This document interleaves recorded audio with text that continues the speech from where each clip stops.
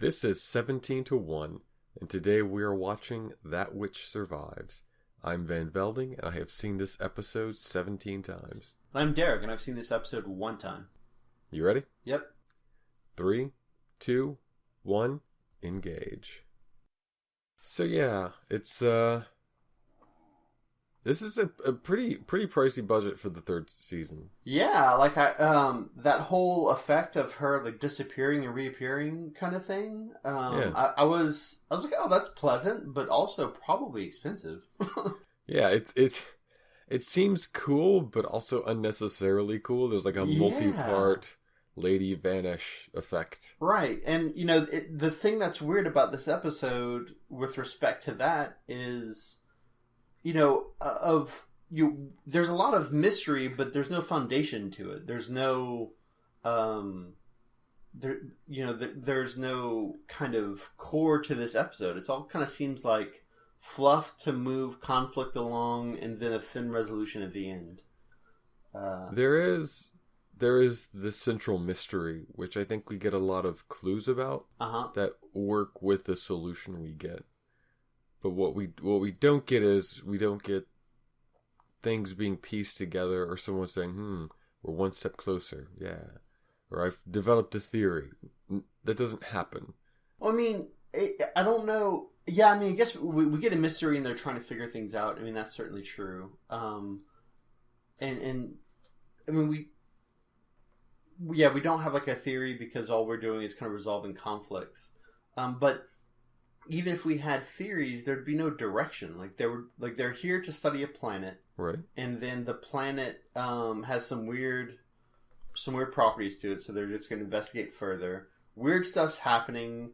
They don't know anything until the very end, and then they get we discovered that it's a abandoned civilization thing, and you're like, okay, and then that's it. Roll credits. Right. Yeah. It all comes down to a single scene of exposition. Right, and so it seems pretty lazy. It seems like they did whatever process they do to get the conflicts to happen, but not no one came up with like a unifying reason for all of them to happen. So then it just becomes like, which I guess I'm fine with, because reality doesn't always have a reason. Yeah. Sometimes just bad shit happens and you don't know. And I guess it's okay. It just feels like there isn't enough. It feels hollow for some reason. Kind of like that planet. Yeah. I was talking about it, but the effect there, actually two plates for the set. Oh. Just moving up and down. Interesting. But, So yeah, here's Spock, like explaining that way too technically. Yeah, and you get, this is the first of much Spock sass that feels pretty unnecessary. Like, he's never really gone to the mat on things so many times. You'd think being around humans enough, he'd know, like, oh yes, you're being illogical. Moving on, but he just mansplains to everyone this episode. Yeah, he's just so off character because people don't know how to write him, except for him being a dick. I mean, I'm the one who is a big fan of him in the Galileo 7, where he's obviously a dick and not doing really good at leading things. Right. But this is different. This is just him being difficult for difficult's sake. Right. And I do not know why, other than the fact that it puts a little conflict into an episode where there's not usually a lot of conflict. Right. I mean, usually in this kind of stuff, like, oh no, we've misplaced the captain again, and then that's how emotions run high, is because we got to get back to James C. Kirk. Yeah. And so Bay's worried, and he's short with people, but he's never short with people. In this episode, he's not short with people. He wastes time being a dick, and it's cool. Like, that's illogical. No, it's so weird. I do not get it. I mean, I get it insofar as it puts conflict on the screen, and there really isn't a lot. Yeah. So, and that is the issue with this episode, that it's a cutscene. Yeah. Basically, like you're not sitting there with your controller trying to solve a problem with the crew. You're just sort of watching things unfurl. And you could have done more with, like, if you needed to build tension or have conflict on the screen or have conflict on the Enterprise, because I think you have enough conflict on the planet because it becomes like this survival thing, which is, that kind of stuff is kind of a low build tension because it's baked in that the longer they spend on this planet, the more difficult it's going to be. But on the Enterprise, you could have just had all these kind of weird malfunctions because they explained at the end that, it was built slightly out of phase, so everything kind of felt weird. And so you could have just had one or two anomalies that prevented them from getting to Bay, and then, bam, you have your tension on the Enterprise. Yeah, you could have had actual like conflicts and consistent problems instead of the aliens teleport the entire thing away, but then do it wrong. Yeah. But then they put a robot hologram lady on board to murder them, but she chooses the most circuitous route to do it. Yeah.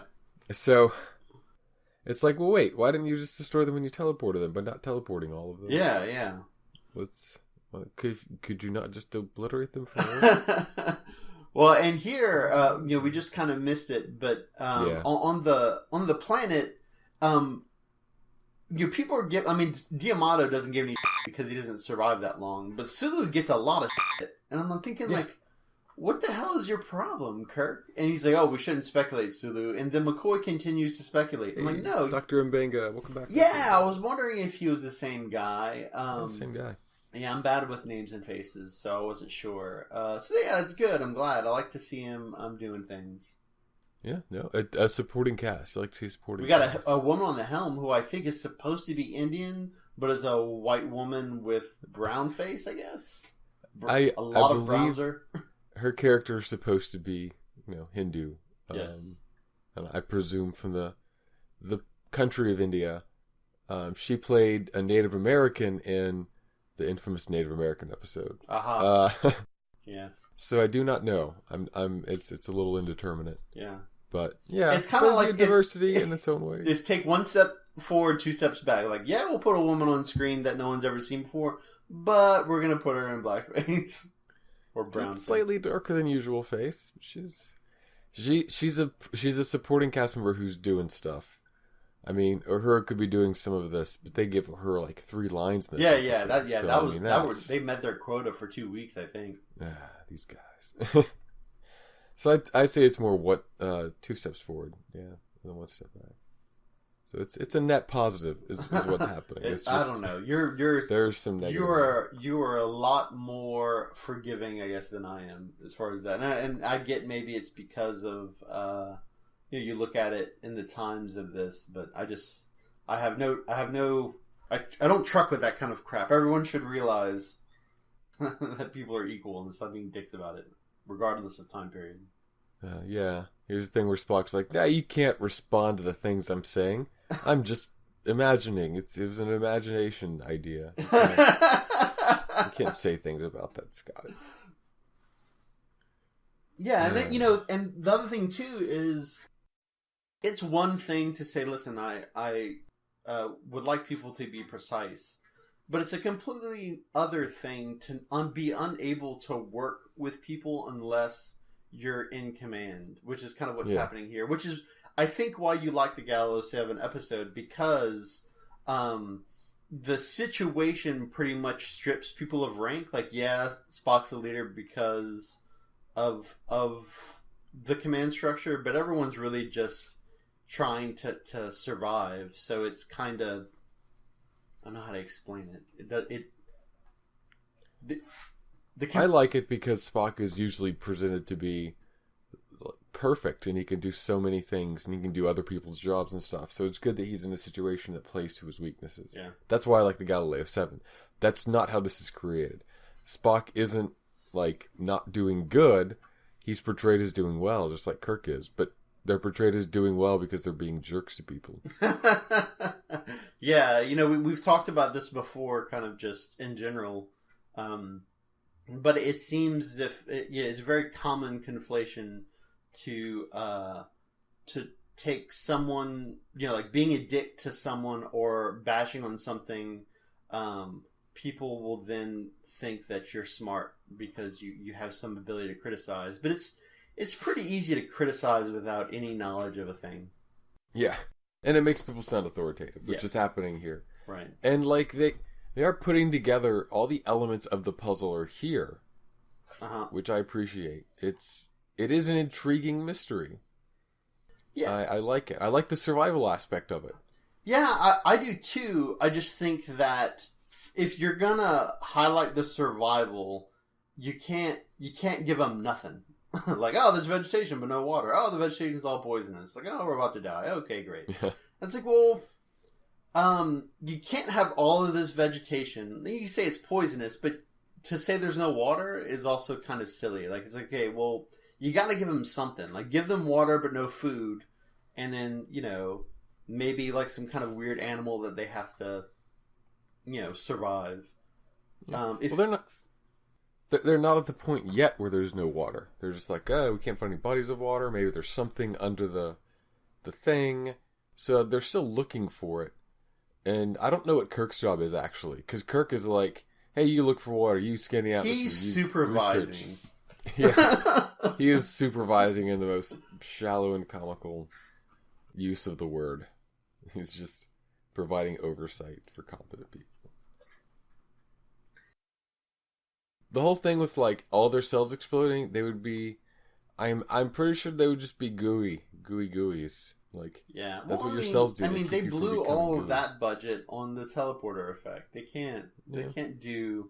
You know how much gelatin that would cost? It's like barrels of gelatin, sir. Yeah, you have to use the same powder stuff that they use. Oh, like so the dehydration kind of thing. Yeah. So, but I don't know. I'm just nitpicking. Have we seen and or heard of Dr. Yamato before, or D'Amato? Yeah. D'Amato. That sounds familiar is why I asked. No.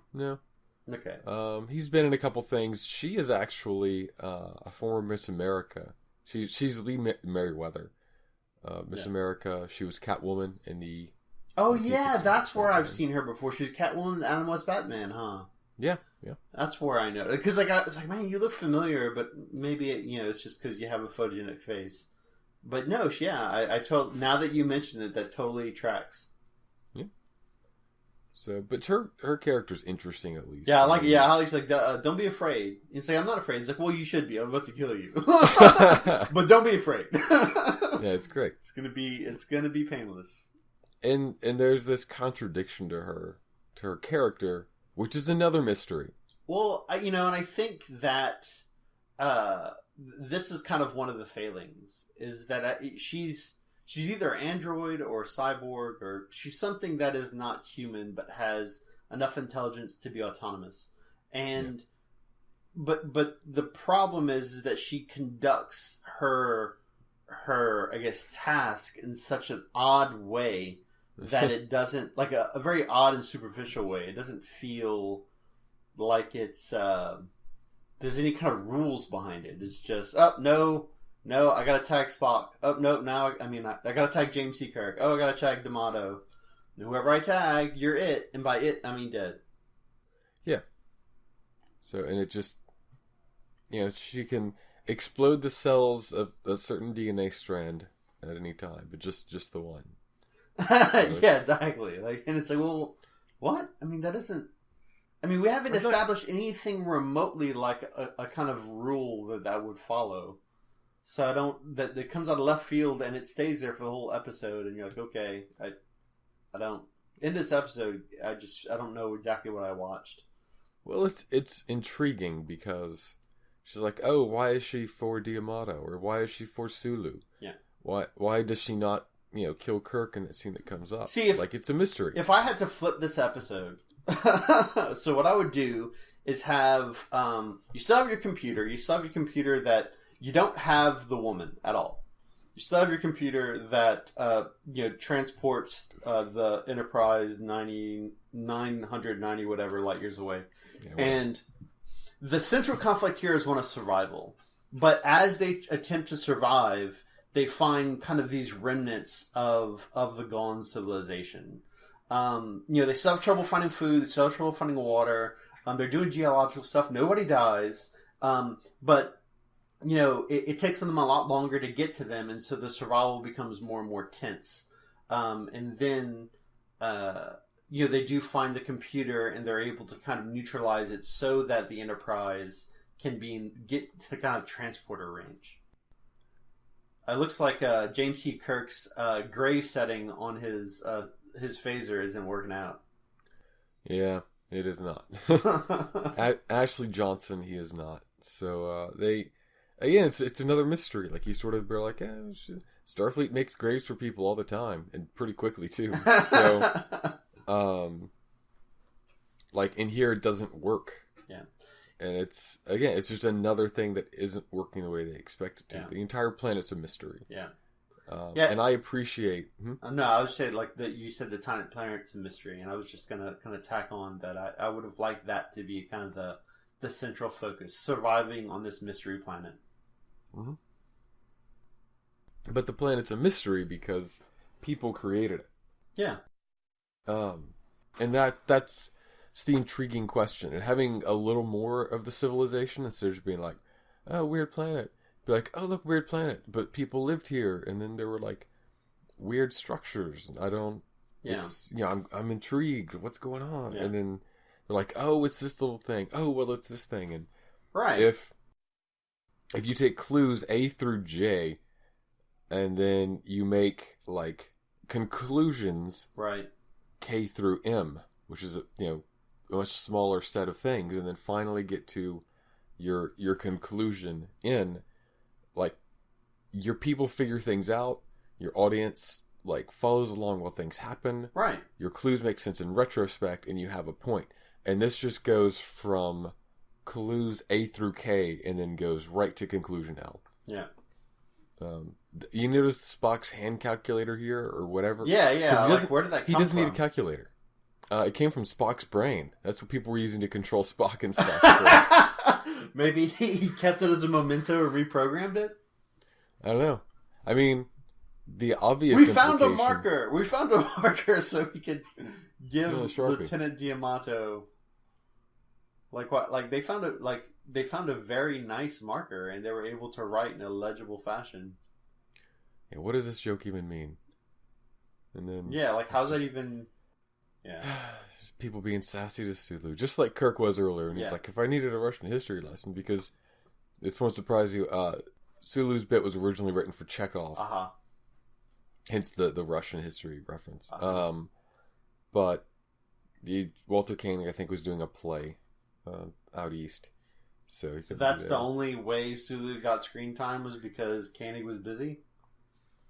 Seems that way.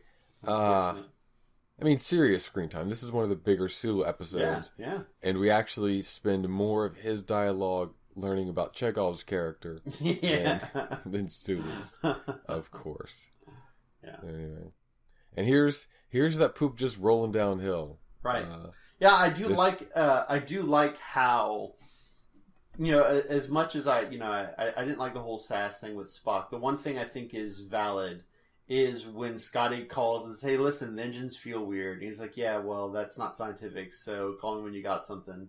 And he's and so he's thinking about it. He's like, what is this thing? He's trying to figure out this weird thing that he intuitively knows but can't put his conscious brain towards. And so he tells one of his subordinates, go check something manually. I mean, this is good. This is this is like a Sherlock Holmes diagnostic kind of thing, right? Hey, no, we can't trust instruments. We got to get our hands on things. Yeah. So, and then because they have to manufacture conflict in this episode, Scotty has to be sassy to that guy too. Yeah, and it's you don't need this woman at all. This woman, she's very just a hollow plot device to move things forward, and you could have totally done this with just Murphy's Law type of things going wrong on both sides. Well, I think we disassembled the ship and then reassembled it. could cause enough problems on its own. Yeah. And then Scotty could figure that out with his intuition, and Spock would be like, oh, then what does your intuition say? Or, you can get, again, the thing I was talking about with the clues and the points. So, but here, you get a couple of clues, and then Spock's like, oh yeah, they must have just done the phase thing. Yeah. Phases. And so it's like, okay, so she can read people's minds, right? So... I guess. Show up, it's like, okay, I read Scotty's mind, okay, I know how to blow up this engine, boop, boop, boop, self-destruct, 10 seconds, done, blown up, Yeah. So, but no, she takes this round, she's like, no, I can only program myself towards one person, so I will pick the person in the corner, even though nobody can harm me, they can't shoot me, they can't do anything to kill me. Right.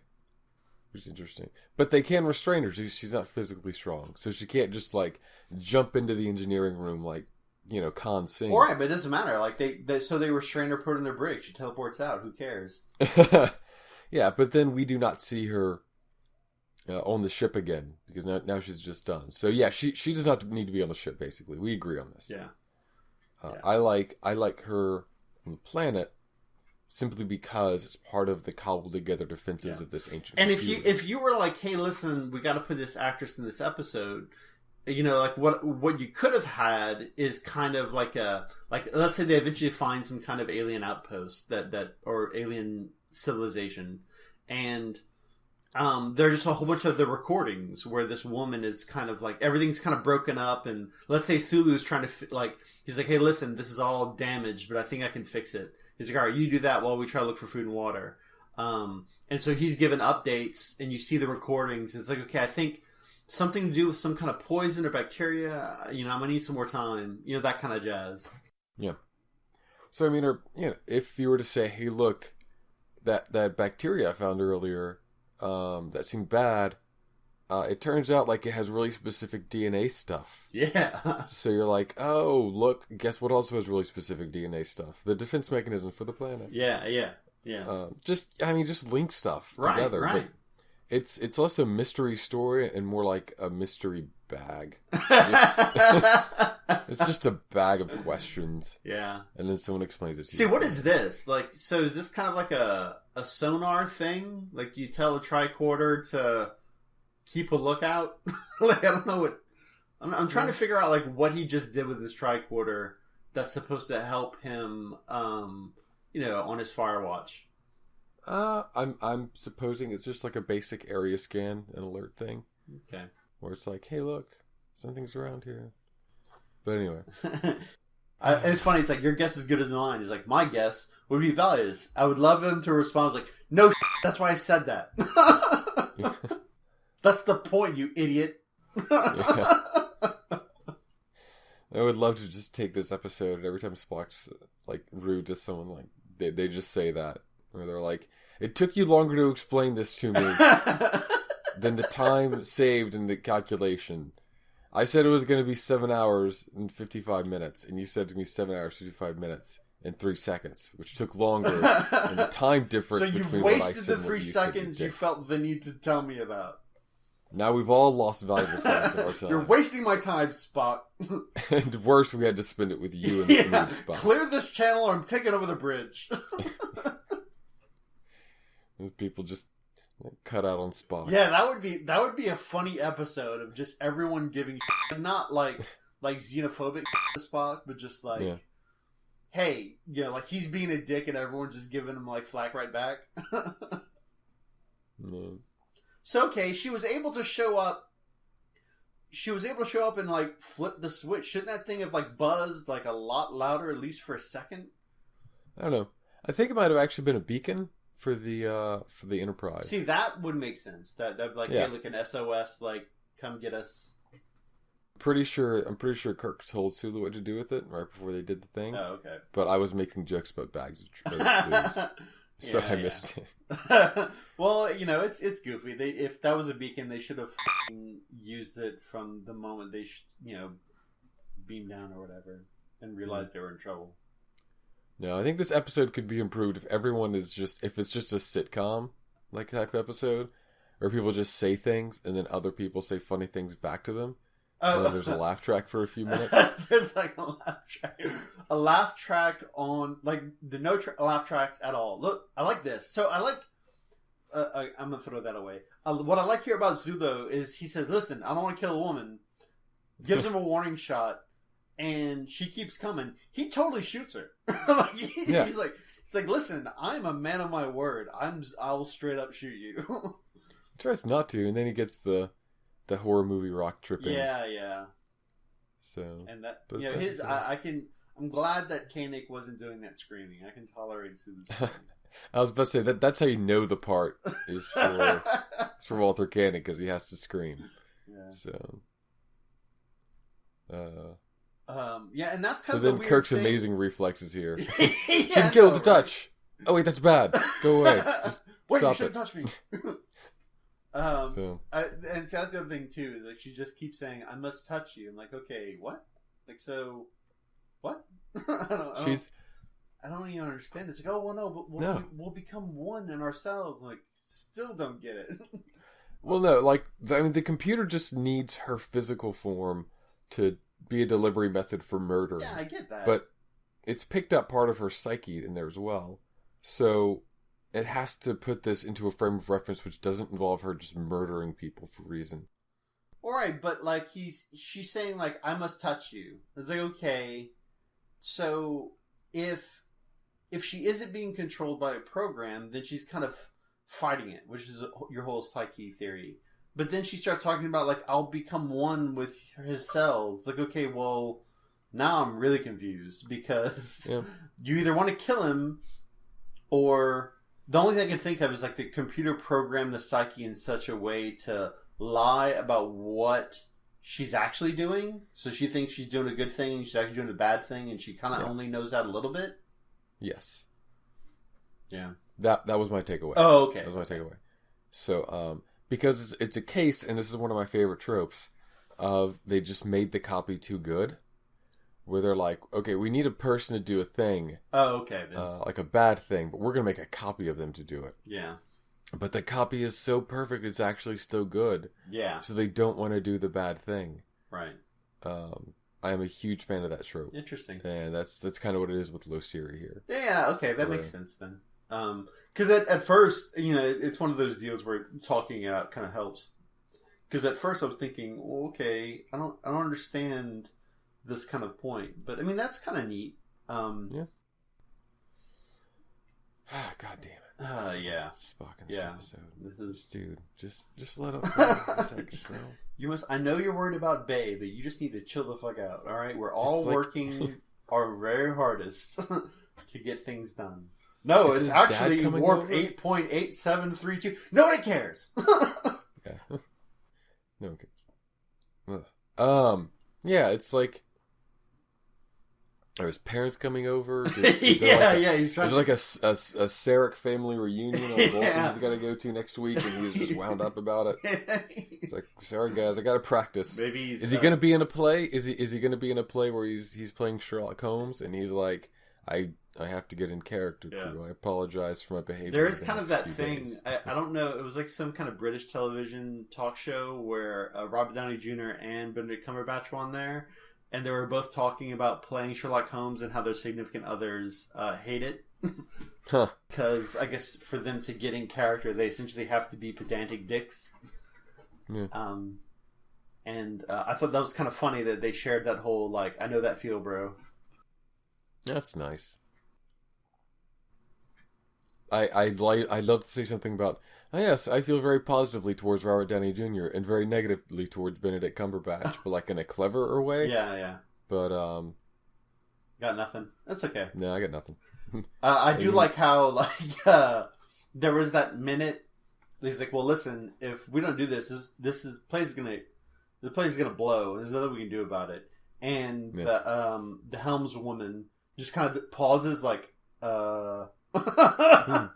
like I'm I'm briefly confronted with my own mortality.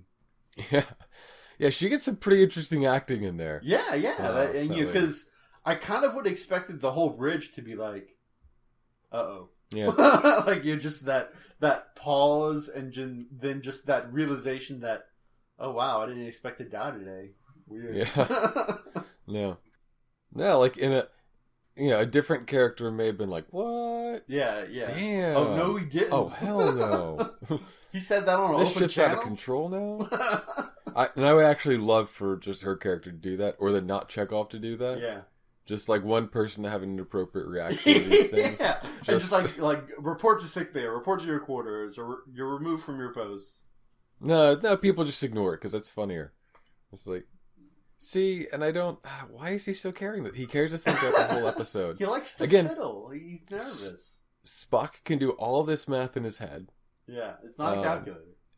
It couldn't be because you couldn't see anything on it. Well, it could be it's just kind like of weird Vulcan calculator where it gives the answer in vibrational frequencies or something. Some stuff. That is possible. I don't know, man. The thing that is just funny to me is that, when he said like, hey, like the ship is gonna blow, I'm like, Scotty, do you really think you should be giving that information to where everyone on the bridge knows? Like, it sounds like that's something, a little bit of operational security. You don't want people to know that they're in imminent danger for their lives.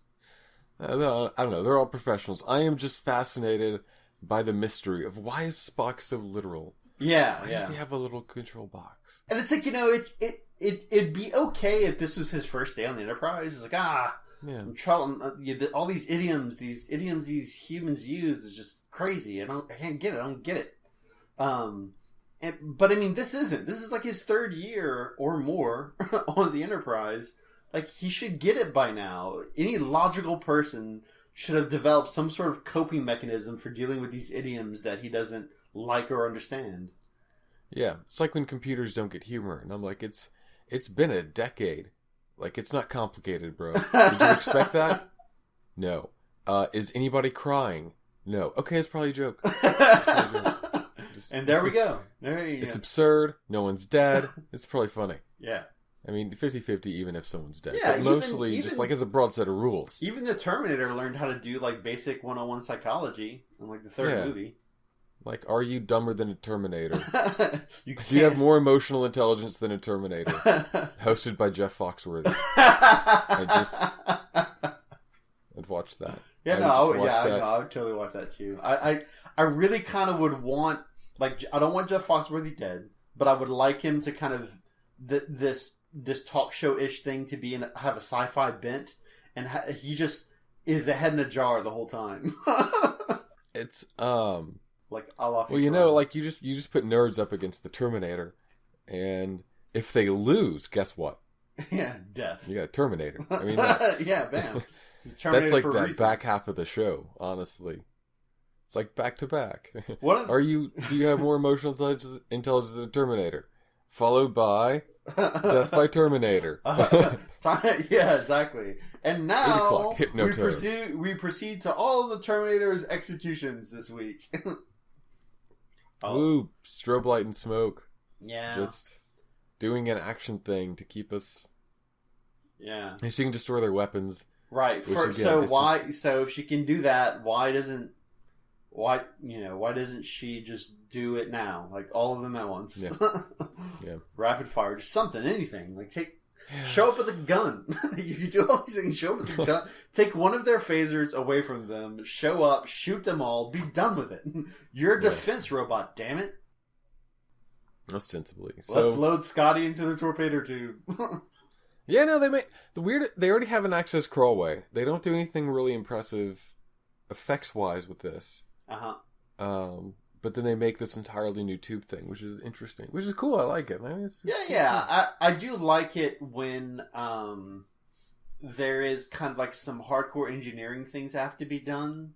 And I'm sure there's something akin to what I see on like NCIS, where people are trying to hack things and they're sharing keyboards and stupid crap for like electrical engineers. Like, you wouldn't solder a circuit board that way, or some kind of bullshit. But I do appreciate how, like, when they're like, oh crap, things are going on, they just remove a panel and they're like fiddling with wires and shit. Like it feels more organic. Like, this isn't just a panel with things glued on. It feels like a real machine when they do that. Yeah. And these things are actually called Jeffries tubes. Jeffries named tubes? after Huh? Jeffries tubes? What's that? It's named after Matt Jeffries, who is the production designer for all this. So he did the art direction and things like that. So he managed the look of this. He's like, hey, look, here's the sketch of what we want this tube to look like. And then they actually go and they make it to look like that. So he got to design the visuals for a lot of this. So the tube that Scotty's in right now is called the Jeffries tube. Is that right? Yeah, the types of tubes, because you'll see these. He's been in them before. Next generation, you're going to get into them. So when they got to crawl around the middle of the ship and do things. Okay. Those are all called Jeffries tubes. Okay, neat. So it's like Waldo's, which is named, of course, for the hard to find Canadian.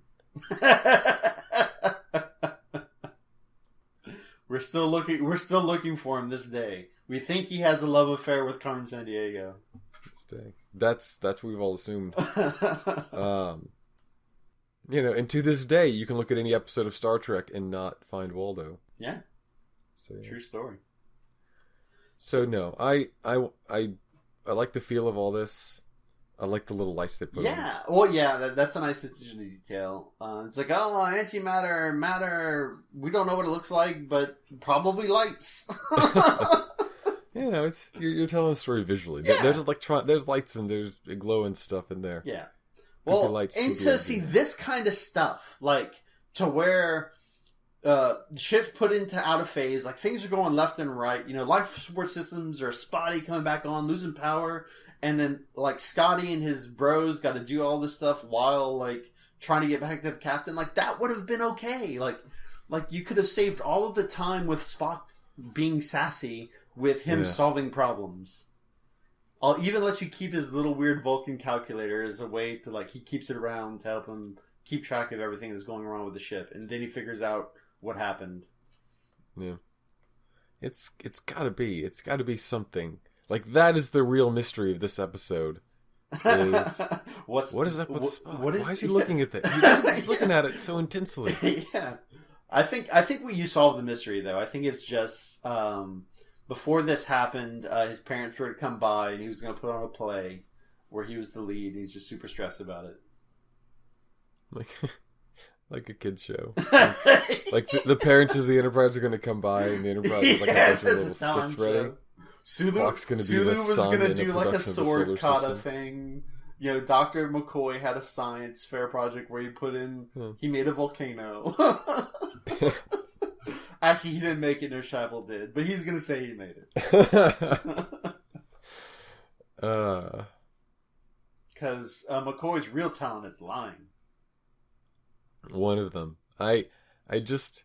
See, and this is good. Yeah, I like this. They can react to this. The rules, like, even though they're so contrived, it is kind of interesting. It's like, haha, we figured out one of your limitations, so now we're gonna exploit that, and we're not afraid of you. Blah blah blah. Yeah, and the deal is that you notice they keep Kirk keeps moving around these two guys. He's perfectly safe here. Yeah. And now she's trying to move around, but after a certain point, he's going to start. Yeah, no, I saw it too. And I'm like, do you just have this weird tick where you have to look at a person at a certain angle when you talk to them? Like, why can't you just stay where you are? I don't get it.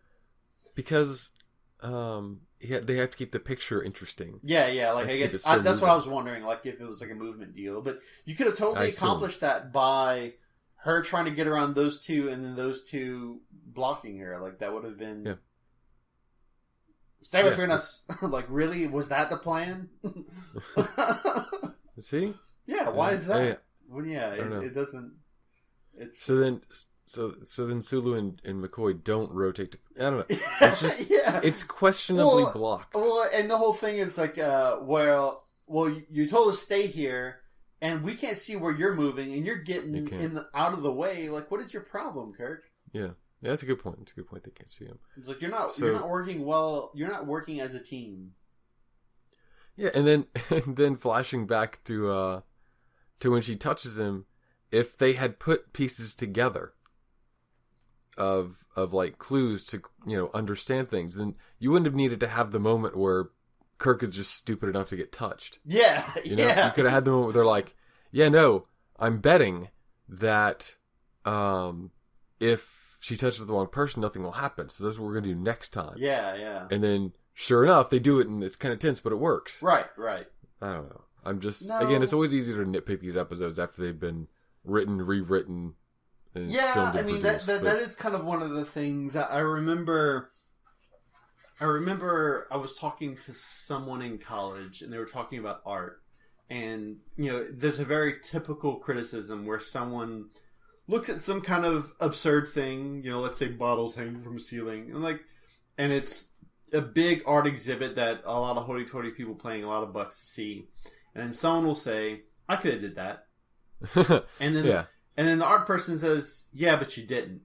That's true as well. And so that's the kind of thing, is that even though, we can pick apart all this kind of stuff, and you would hope that there's some sort of accountability, transparency in the writing, that they try to get better over time. They still had all of these constraints that we don't see, and they were able to produce a show of questionable quality sometimes, but on a consistent basis. So there's some value to that, even though this episode's kind of goofy. It's just poorly constructed in there. You timed that perfectly. in there. So goofy. But again, this is a good construct, though. They're like, oh, should we go into the scary thing? It's like, well, we've established that we really need food and water, so yeah, we have to. I'm like, oh, that makes sense. This all tracks. Yeah. This works. And then coincidentally, it solves the mystery, which is, it's fine if the mystery itself motivates them in there. Right. But I would have definitely liked I'd like, but when they have the survival problem, where they have to survive and stuff, what I like is when one of them is also injured, and they can't walk. But then they get to a place where they kind of have a temporary base, and the guy that can't walk can help in some other way, so he can, even though everyone's hungry and tired and blah blah blah. And I always like it when that kind of stuff happens. And the longer this episode goes on, the more I wish that that's really what happened. Yeah, just something, if the folks on the planet could have moved forward a little better. Yeah. More resolutely. Because I think we're, with the exception of Spock, I gotta say, experimenting with self-hypnosis. Warp 13. And being a jerk because of it. Yeah. I think we like what happens on the ship, with the exception of Spock's attitude and what's her name being here, which doesn't need to be here. Yeah. I mean, it's okay. It's not amazing. It'll probably be in my list of essential Star Trek episodes for other reasons. But I mean, it's good enough to do that. It's good enough to be considered Star Trek. Okay, and so here's the deal. Here's the weird thing. Yeah. After Spock is a complete jerk because he's a Vulcan, apparently. Yeah. That's how it plays out. It's a cultural trait. Negative 2 to charisma. All right, continue. Well, in order for this stuff to mean anything, though, all of Spock's jerkishness has to be because he's a Vulcan. But now he is going to wait and risk the entire of the Enterprise. Yeah, because he has faith in Scotty. Right, but that's never said anywhere. Right. That's not established. Yeah, and he's just suddenly being nice to Scott. Yeah, if you had, instead of having 2 problems, you had 13, and over the course of resolving those 13 problems, Spock learns to work with Scotty because he's emotional and he's logical. Straight up odd couple situations. Then this scene lands more because, as you say, he's like, no, you're extremely confident. I have faith that you'll do this. We're not going to jettison you. Get it done. Yeah. And it's just, if he's like, hey, Captain, the Quadrimadugar's broke. And then, a scene later, Spock's like, how are we going to do that with that broken Quadrimadugar? And so I was like, oh yeah, fix that. It's no big deal. Look, here's the thing. The ship's out of control. We're all going to die. So, unrelated to the Quadrimadugar. Yeah. Then you'd be like, oh, Scotty can just fix things. He's amazing. Yeah. People should have faith in him. Yeah. And now Spock goes right back to and you could have totally had that whole, I don't understand how your human emotion stuff works, but you're in, he starts treating Scotty's intuition as, a discrete constant. To where he's like, hey, look, I can't explain it, but the dude's on point. Like, he knows shit. Yeah. So I take his word at face value, even though his logic of it makes me want to slap him. Or, hey, we just have limited resources to solve this problem, but I'm going to devote some of those resources to Scotty's intuition. Yeah. Because I have faith in him. Yeah, exactly. Like, his actions show. So this is where we get to see the final form of the Finbot. Yeah, spoiler alert, it's one Finbot for all three of them. She took, they took 4 hours to do the panel. See, I like this problem solving where they do the circle. And it's like, well, there we are then. He's like, we know that you're programmed to tell us before you kill us. You do it all the time. So, yeah. And that's the other thing. It's like, who have you come for? Like, I actually don't have to tell you. Zap. And the other thing is, they don't even have to ask. Like, whoever she lunges for, that's who she came for. Like, yeah. Ideally, you'd want to know before she lunges. But yeah, no. Well, I mean, if you're on alert and you're making eye contact, I would hope. Like, it's straight up like grade school tag. Someone tries to tag you and you dodge out of the way. Like, you have to be able to do it. Again, I'm not going to put all my cells in the line based on my tag skills. You have to have some measure of athleticism if you're in the Starfleet. I prefer my cells unexploded. It's just me. Yeah. Her mitochondria overpowers your mitochondria and everything blows up. Yeah, something like that. Ah, look, another one. See, and now the computer's problem solving. Yeah. So it's move and counter move, and that's really cool. Yeah, no, I like that. I like how it's kind of the final form jazz. Yeah. But, you know, it's just one of those things where, like, this episode could have been great. It could have been a contender. And it's sad when you see that and it wasn't executed on. It makes me wish that it was. And again, they use the same technique here that they do for Mudd's Women when they have all the copies of Ladies. Just three different So this is funny where it's like, destroy the computer. I'm like, okay, I don't see a computer. I see a weird disco ball and 3 women. It's a disco cube, sir. A disco cube. Yeah. Look, it's only this. They wouldn't be like, wait. And the guy has like a piece of paper, like, disco ball. Like, oh. Well, and, and it's funny. It's at least a year away. Like, that security guy did not even, like, hesitate. Like, destroy the computer. Like, I'm like, okay, wow. Like, you made that connection a lot faster than I did. I know. And that's the other weird thing is that Spock's unarmed. Well, right, Spock is armed. But he's just sort of he's like, out here. I'll let other people handle things. I don't deign to kind of get my hands dirty with destroying machines and whatnot. Yeah, but it's weird. Yeah, no, it's weird. Weird. It's even weird that he would... I mean, it's not weird that he came down, he transported because he wanted to see Bay when he rescued him and made him happy. And this is... They do have a lot of Dark Place elements in here. The slow motion with the dying computer. This expository bit tacked onto the end of the episode. Right. It's... For anyone listening, if you haven't watched Darth Marenghi's A Dark Place, you really should. It's fantastically bad. Yeah, it's amazing. So, all right. All right. Do you have anything else you want to say about this episode? Because I want to conjecture what's up with Spock. There was another thing, but I lost it. So go ahead. Does he have brain parasites? Ooh. And he's on medication. You know, he's fit for duty, but he's got brain parasites. We know he does, or you're suspecting that he does? I'm just tossing stuff out there. See what sticks. What if this is kind of like he was supposed to copulate when he swam upstream to his home planet. Right. But he didn't. So what if this is kind of like an expression of those emotions that he did not have the ability to kind of release during that swimming of upstream? Maybe he's just essentially sexually frustrated, and so he's just giving people a whole bunch of sass. Maybe it's the opposite. Maybe he just to put it coyly got that release, so he's like, whoa, I've been an emotional train wreck these past few year and a half. Yeah. I'm sorry for flying off the handle like that. I've been a wild man. An absolute wild man. I would like to apologize for all my emotion. Everyone's like, no, it's cool. It's fine. It's fine. It's cool. It's funny how like they said like, oh, she was so evil but so beautiful, and it kind of lends itself to kind of the Western Christian values of just like, oh, something beautiful and something evil. Generally beauty has like some kind of purity associated with it. So when it's bad, it's surprising, even though it shouldn't be. Yep. It was Spock himself who said it in the episode which doesn't get Star Trek. The misconception you humans have, which is that things which are good must also be pretty, virtuous, yeah.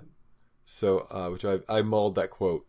Yeah, you totally did. And again, it's a good episode, that one. Yeah. It just has nothing to do with any of the values embodied for Star Trek regarding appearance in women and things. Yes. Also, the other thing that I thought was kind of interesting was that they took the time to build a grave. That shows a lot about a civilization and the character of kind of a person. It also kind of has like some Christian values because I mean, the people, I forget what it's called. I forget what flight it was, but the people who crash landed on the mountain and they started eating each other. I mean, they didn't build graves. Well, like I mean, they had freezer though. Yeah, well, and if they wanted something to drink, they just had to warm up some blood. Yeah. Hey-o. Tap it. Yeah. But no, it could be past Spock. Like, there's an entire time travel thing where it's like, our Spocks are out of time. They're out of sync. we got a young Spock. All right. So like the whole time Spock is doing the really complicated like time math. To fix this. Oh, that's before Spock the timing. actual swimming upstream? No, I'm just saying before this episode. Oh, okay. Where like I'm just doing a whole other theory that Spock's in the wrong time. Oh, okay. And so like he's just doing the math to get himself back in time, and that's why that's the calculator. That's why he has the calculator. But he needs some kind of way to hide the calculations so nobody gets what he's working on. I don't know, maybe they do, I don't know. But yeah. So anyways, he's just fiddling with the whole thing, doing calculations back to his own time. Maybe, I don't know, because it could be something, and it's a young Spock that hasn't copulated, so that's why he's frustrated. Yeah. So final thoughts. This episode's kind of like that planet. It's pretty hard on the extras and hollow in the middle. It needs some more time in the oven. But it's essentially Star Trek. It's good. It just, needed some more love and care. All right. Next week, we are watching Whom Gods Destroy. Whom Gods Destroy. Let me find. Oh, wow. Okay, yeah. This is like the ensemble cast thing that I've been seeing when I kind of scroll through Netflix. The other one, the one right next to it, is like the iconic half people episode where it's like I've heard you and our mutual friend Terry talk about this. Let's just focus on that's fair.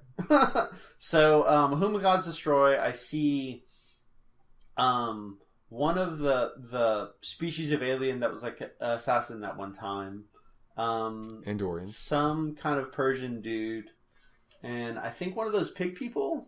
Yep, that's a Tellarite. Tellarite, yes. Yep. And then with sitting down, Kirk and Bay, and what I get from Netflix Commander is Bay.